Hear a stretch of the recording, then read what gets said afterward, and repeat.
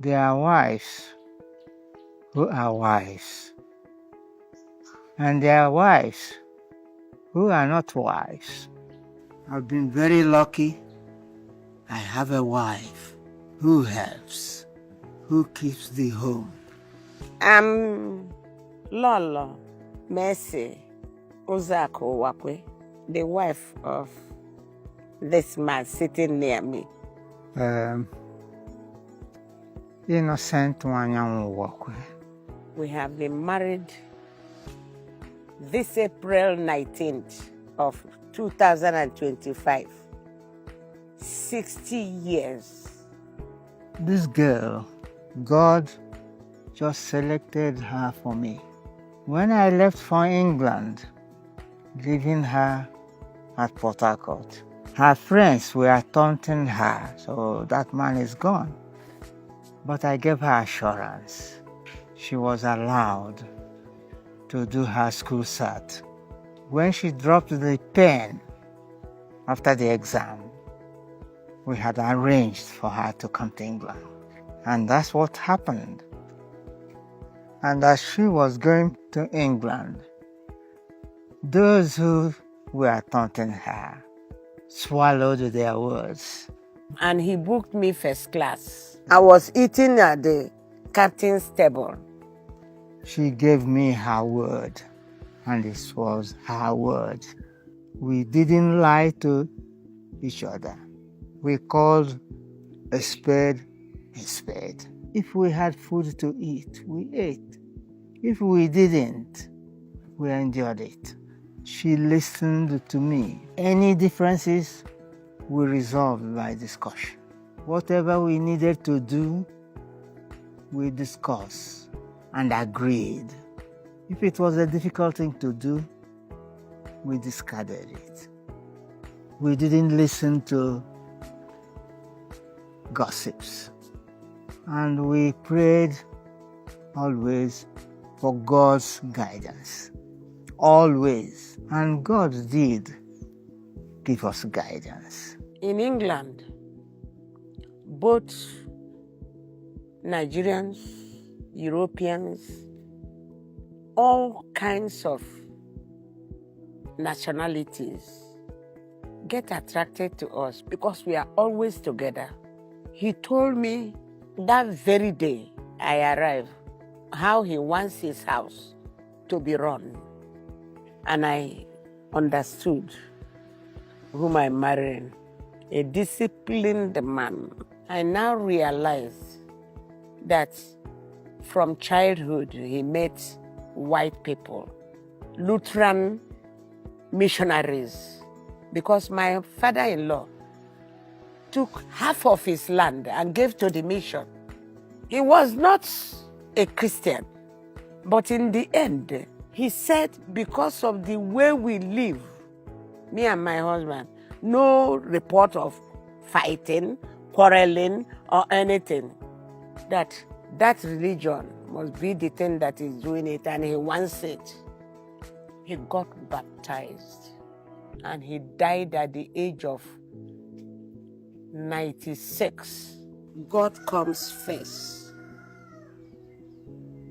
in our life. We put God first. And all these things are the things I prayed for when I met him. I said, God, give me a Christian. I'm home through. He's so kind to me and my siblings.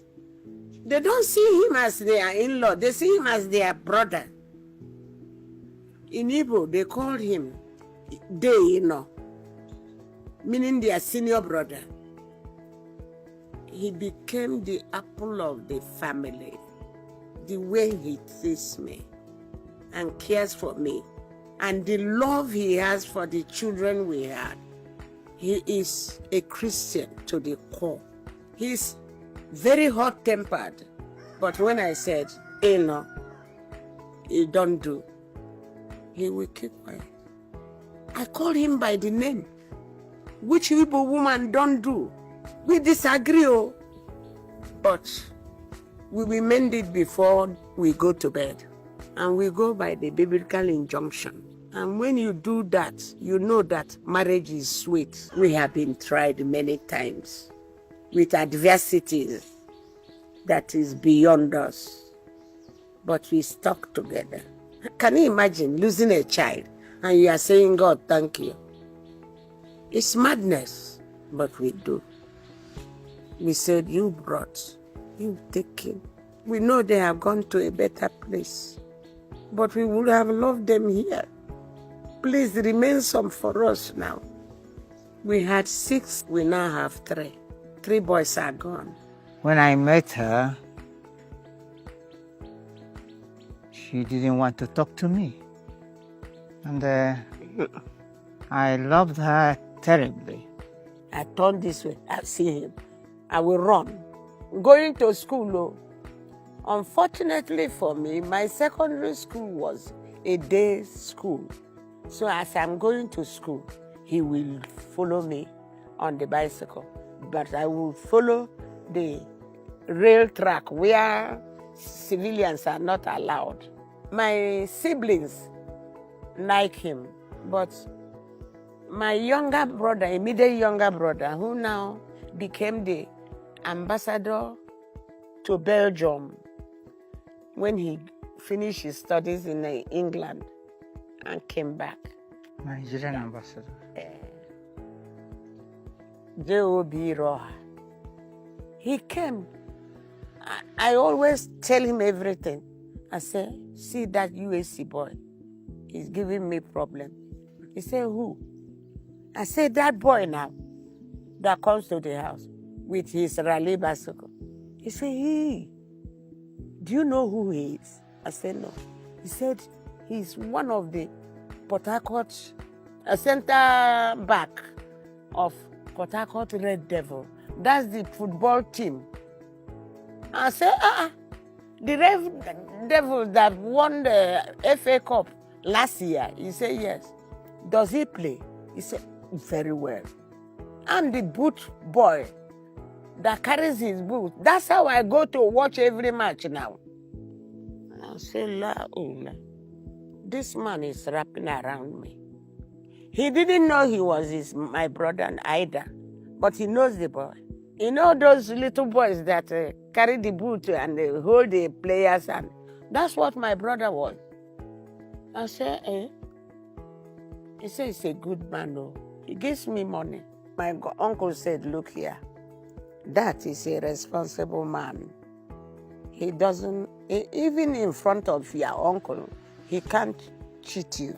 I dared entered his house, and I saw the orderliness and the way he lived. He started scolding me. He said, I can go. He doesn't want any more. That you think all the beautiful women in my office, I ignored them. I'm looking after you for the past 3 years and a half. I said, I'm sorry. What do you want? He said, I want to marry you. I said, me?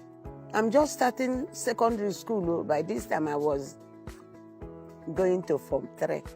You want a wife? Can you wait? He said, I will wait. I said, are you sure? He said, yes. So I said, I will marry you. He thought I was joking. He went and brought a sherry wine. He poured it in a glass. He said, take, drink that wine. I said, I don't eat in people's house. It's my policy. My father told us so. I looked at him sternly. He said, drink it if you want to marry me. I didn't know the tradition. I just sipped it and gave it back to him. He drank it.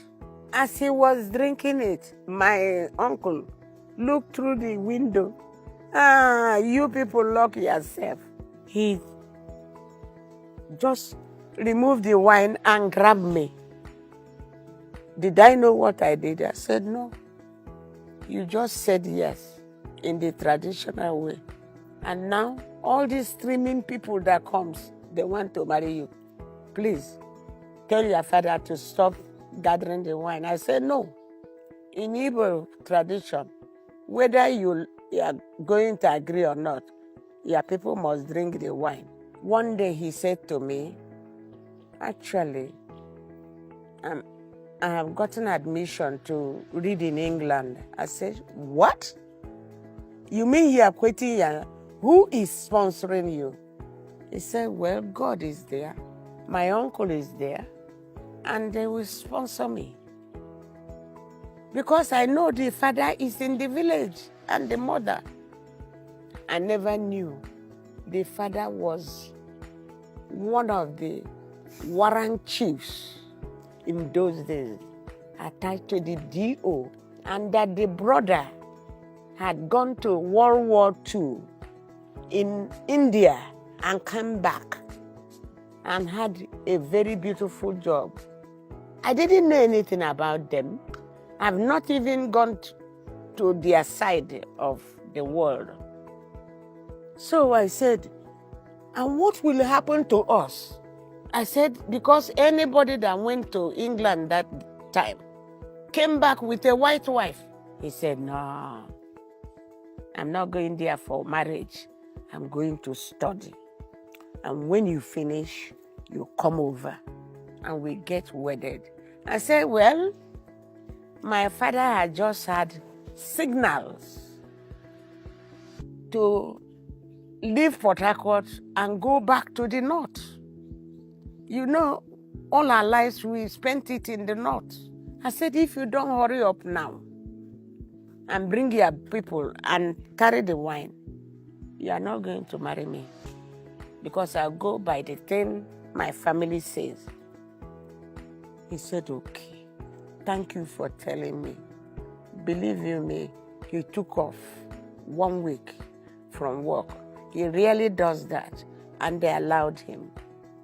He went where the brother was working, told him everything, because the father said, you are not stepping a foot that you are going in a foreign land again without getting married. From the day he proposed to me, my mother was ever ready with the ingredients in case they come.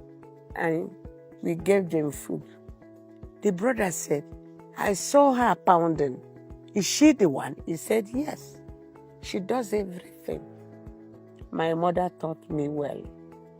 We have good parents who brought us up and who are not afraid to tell us, look, my son, my girl, you are wrong here. And you were brought up to listen to your parents. Our parents were not afraid talking to us. We were not afraid talking to our children.